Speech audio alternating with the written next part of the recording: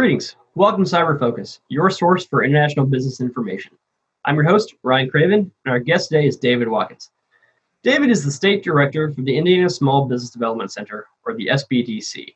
In this role, he oversees the operation and activities of 10 SBDC offices, which provide technical assistance to Hoosier entrepreneurs and small businesses across the entire state. He's previously served as the Associate State Director and Director of Operations for the SBDC. He is a certified global business professional as part of the National Association of Small Business International Trade Educators, or NASBITE. He brings expertise in the areas of global business management, global marketing, supply chain management, and trade finance. Watkins previously served as the Assistant Director of International Affairs at IUPUI, where he managed international operations, assisted with reporting, and led improvement and development processes. He received his MBA from Butler University with a focus on international business and finance, and his undergrad degree is in international affairs and political science from University of Cincinnati. David, thanks for joining us today. David, again, thanks for taking the time this morning to chat with us a little bit about kind of your role at the SBDC and how that filters into kind of Indiana and the international competitiveness overall. So, can you kind of give us a brief background of the SBDC's role in kind of facilitating international trade and competitiveness for Indiana businesses? Yeah, absolutely, Ryan. Appreciate being on this morning and getting a chance to talk about what it is the SBDC does, particularly as it relates to international trade and export promotion. So the SBDC program has been around for decades, and here in Indiana, it's been around since 1985, which, if my math is correct, makes us 35 years old. All along throughout the entire history of the program, across the nation, actually. Exporting and international trade has been an important component of what the SBDC does in providing technical assistance and education to small business owners and entrepreneurs who are interested in sending their product overseas. And a lot of times that may take the form of a cold call or an email, or somebody who submits an order through a website and they're not Joe and Susie down the street, right? It's somebody from a different country in a different place. And that's typically when, small businesses will say, wow, I don't quite know how to get this from point A to point B, or what are the rules? What are the regulations? How do I deal with payment? What do I need to do to actually ship my product? And so that's where, the SBDC can really add value. As most people know, I think SBDC services are free of charge to entrepreneurs and small businesses. So, we're getting supported from the federal and the state level to provide these services because the federal government and the state of Indiana think that it's important for small businesses to be able to access this kind of knowledge and technical assistance without having to, go out and figure it out themselves. That doesn't mean that, the vast majority of small business exporters went through the school of hard knocks, and they figured it out on their own, like we would expect any good entrepreneur to do. But the SBDC is there as a support system, a connector, a facilitator.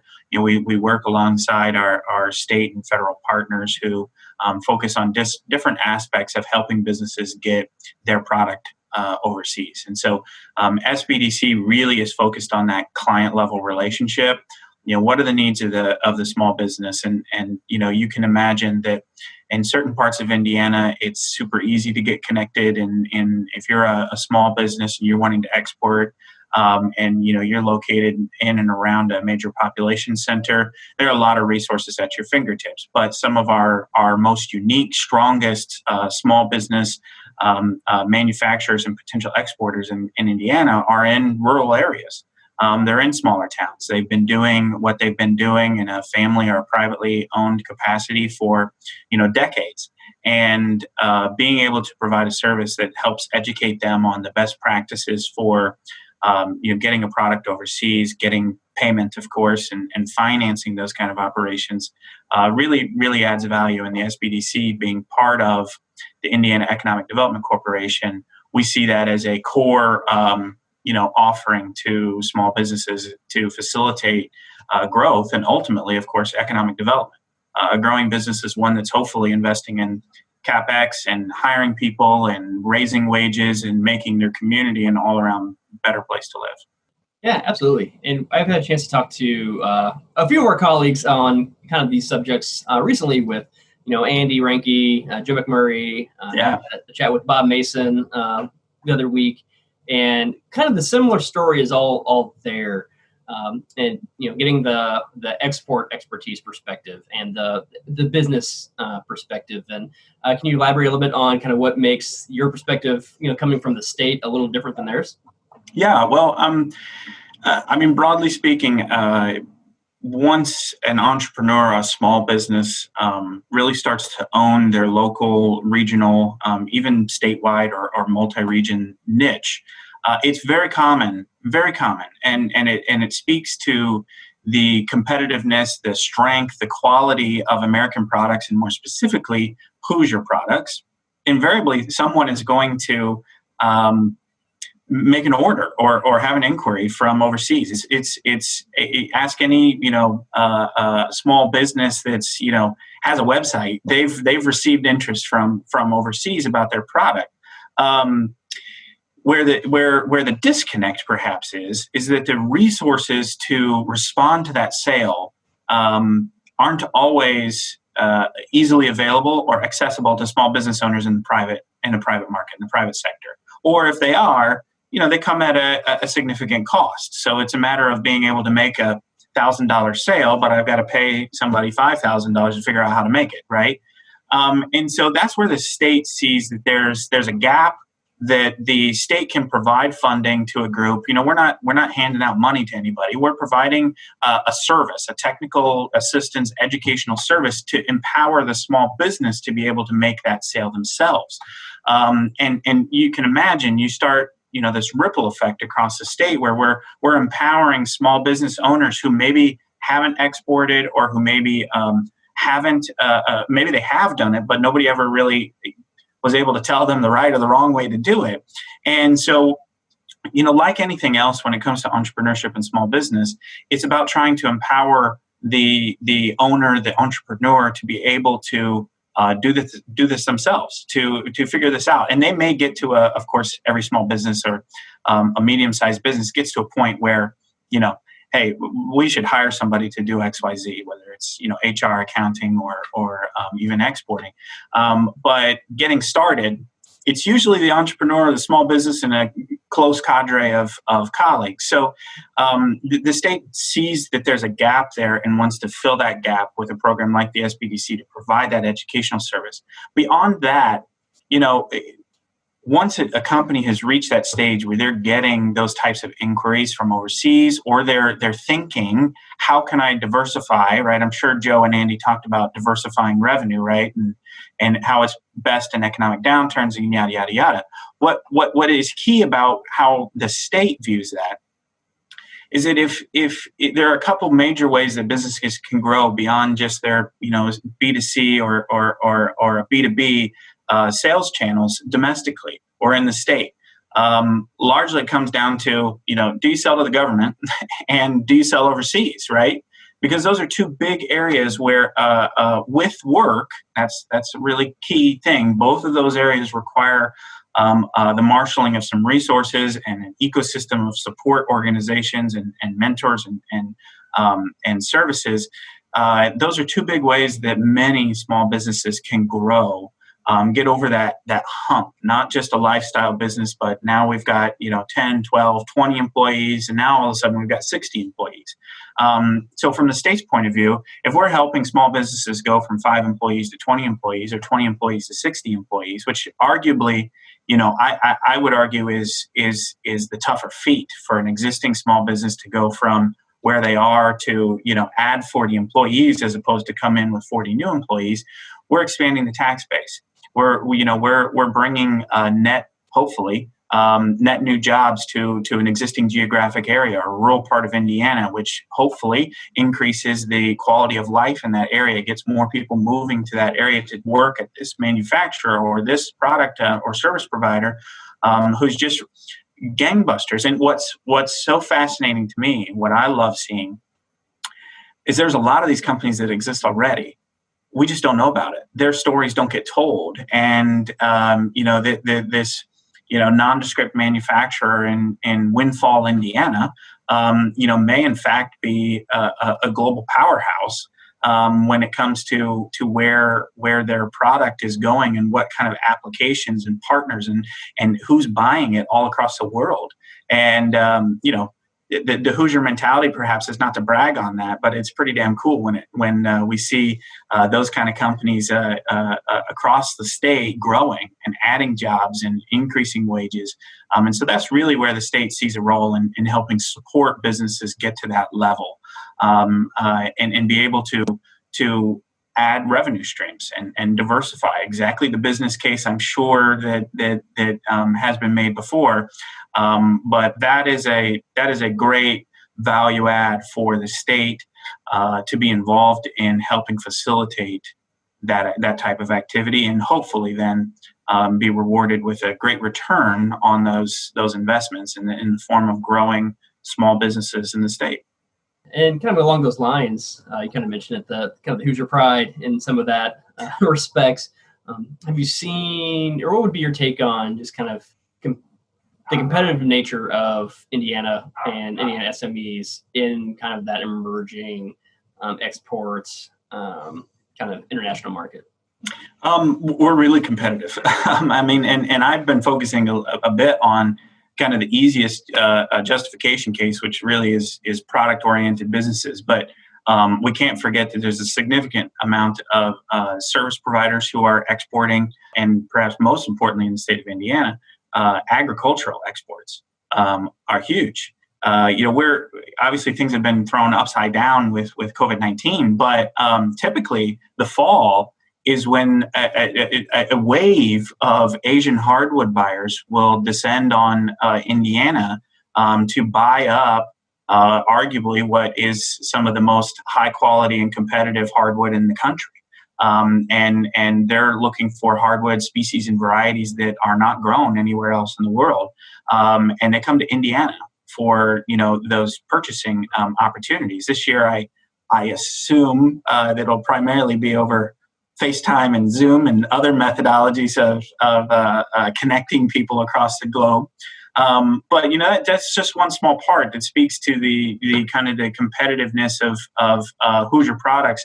I would say the Hoosier entrepreneur and the small business owner is like quietly competitive or reservedly fierce in their competitiveness. I mean, it's just part of how I think Hoosiers are born and raised to, just do what they need to do and not make a big deal about it. But that often means that we've got people who you may never assume that they are engaged in exporting all over the world, spreading kind of Hoosier values and Hoosier ideals. You may never know it. And then they walk in and they tell you that they're exporting to 3 or 4 different countries around the world and engaging with all of these different buyers in different regions in the globe. And it's just always a joy to hear those stories and at the end of the day, help support that kind of soft approach to building better connection around the globe. Yeah, and kind of the recurring theme I've been hearing from all these conversations is, exporting knowledge is not something that's super easy and available to learn. I mean, a lot of it is you just have to figure it out and do it, and that's kind of the result. But I know that the SBDC has a wide variety of resources available to help just build that knowledge and share that with folks. Can you tell us a little bit about what some of those are? Yeah, absolutely. It's a little odd, actually. I went through an international affairs degree in undergrad and international business MBA, and I had to go through additional education to learn how to export. It's certainly, people, we teach some of the theory behind exporting and methods of getting product overseas, but not in a concerted way to where somebody would end up in a position as an export manager or a shipping manager and have been given the educational skills through college or through technical schools or vocational schools to be able to do that on day one. It is something that people have to learn or have to seek out assistance on many times. And the SBDC, the very basis of everything that we do is a one-on-one relationship between client and advisor. So we have 10 offices across the state, about 55 business advisors who are engaged in those one-on-one relationships. Typically, pre-COVID, it was face-to-face, on-site. We come visit you, learn about your business, hear about your needs. We, like everyone else, have switched to video conferencing and phone calls and anything else that we can get our hands on to connect with clients. And we essentially, like any good consulting relationship, start with an assessment of what are the needs. Maybe the company is exporting already, but they're needing assistance with compliance, or maybe they're have an opportunity to make a large sale, but it would be a strain on their working capital, and they need some financing, or they're not sure how to request payment from their buyer. Should they request payment up front, or can they accept payment in a foreign currency? And so then it becomes the job of the SBDC advisor. We have a few, Andy Reinke being one of them, and a couple others who I would consider to be export experts, who really know a lot about everything when it comes to exporting. Can we bring them in to talk about compliance? Can we bring them in to talk about financing? What is that detail for that company? Beyond that, it becomes a system of connecting to the ecosystem that exists. If there's a connection that needs to be made to an U.S. embassy in a foreign country, we have the U.S. Department of Commerce. If it is insurance needs, financing needs, it's the federal government, the SBA, or the Export-Import Bank. The SBDC advisor will focus a lot on potential markets, market selection, product adaptation. Can the product be exported in the first place, or do we have to change this, that, and the other thing about it? The state of Indiana allows the SBDC to have a number of different export and international trade databases that we can rely on to identify product flow into countries around the world, to identify what companies are shipping to where, who is buying a particular product in India versus in Vietnam. And we access those databases on behalf of our clients to help them identify new opportunities overseas, help them on the financial side, ultimately the shipping and the logistics, and then payment is obviously a big part, and export compliance. So it's really an ecosystem of providing one-on-one counseling, providing hard resources and market research. I'm sure Andy spoke quite a bit about the Export Indiana Accelerator Program. We just wrapped that up, and that's really an intensive 3-month opportunity for people to focus on exporting. And the amazing thing to me, and it kind of speaks to the current environment, that program has never had more interest than it did this year. And that was initially, for me, counterintuitive. Here's the state's been supporting this program for years. And we've had highly successful companies and cohorts go through this year in and year out. We were really worried. We discussed postponing the program to starting this fall because we were getting ready to launch in April and May. And I thought, well, no small business is going to be applying for this program in April. And lo and behold, we have more small businesses apply for the program than ever before, and they did not want it to be postponed. And really, it reflected as a desire on the part of those small businesses to say, things aren't great domestically. They're not. The sales are becoming perhaps a challenge. There's uncertainty in the market. What can I, as a small business owner, do to be proactive in my response to this uncertainty rather than constantly reactive? Exporting was seen as something that those small business owners could do proactively to identify new revenue and bring in new money for their business.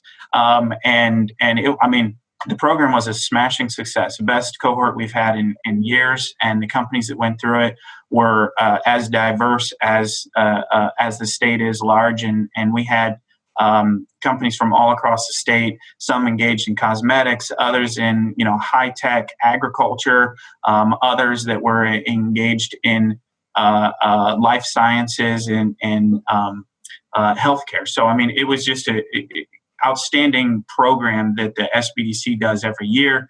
And then we partner with our other organizations throughout the year to provide that kind of technical assistance and level of service. Yeah, I know CIBER's always had the opportunity to be kind of around some of those closing ceremonies from the accelerator program, and it's always great to see, to your point, right, the variety of businesses coming in there. You've got some that are already millions of dollars in sales to it's the mom and pop, two guys working doing the hardwood sales. And so, kind of based on that, to kind of wrap it up, do you have any standout success stories that kind of come to mind? Well, and I should say, CIBER has been a great partner of that program for years now, and particularly for the small businesses that we're talking about, the ability to offset the cost of bringing in an intern to help with this export development plan is invaluable. And at the same time, particularly this year, perhaps more important than ever, as hundreds, if not thousands, of Hoosier students lost their internships. And to be able to pair them with small businesses in need who may not have been able to do that themselves to begin with, but also give some of these outstanding students from universities across the state to work in a Hoosier small business, which is maybe a career path they hadn't thought of before. In a location they hadn't thought of before, I think is just an outstanding byproduct of the program. So CIBER support for that has obviously been huge over the last several years. I think that certainly companies like B2S Life Sciences are an outstanding success story. B2S is headquartered in Franklin, Indiana. They actually just last year finished the rehab of a historic building in downtown Franklin as their headquarters. And it really kind of speaks, obviously they've been highly successful domestically, but as they started finding customers overseas for their, initially their services, and ultimately now moving into exporting some of their life sciences products, which is very important at this time, at this day and age, because they do a lot of highly technical things that I won't attempt to embarrass myself by explaining. But essentially, they help in the development of new drugs and treatments and testing those new drugs and treatments. And their growth has been domestically, certainly, and certainly on the backs of the hard work of their founders, their president, their CEO, but also in part because of their overseas success, selling services to buyers in various countries, and now ultimately hoping to provide product to different buyers in countries around the world, and that comes back home. A newly rehabbed building in Franklin, Indiana. They are rapidly growing and looking for opportunities to continue to give back to their community. The Indiana Economic Development Corporation, obviously, which is a parent for the SBDC, has been involved in offering additional state incentives to facilitate that growth for the hiring of the jobs and the high wages and the CapEx investment. And so really, I think it's that is emblematic of our ideal ecosystem for supporting small businesses, growing small businesses in the state of Indiana. Let's identify what those hurdles are. Let's help that small business grow. International is certainly one of those big areas where that can happen. And just watch the jobs increase, watch the wages increase, watch the investment in local communities come in. And it's really quite rewarding. Well, David, again, thanks for sharing those stories and that kind of expertise with us this morning. Absolutely. My pleasure, Ryan. Appreciate the opportunity to speak with you and share some of what we're doing, the good news that's going on in the midst of uncertain times. That's it for this edition of Cyber Focus. For suggestions on topics or future questions, please drop us a line at cyber@indiana.edu.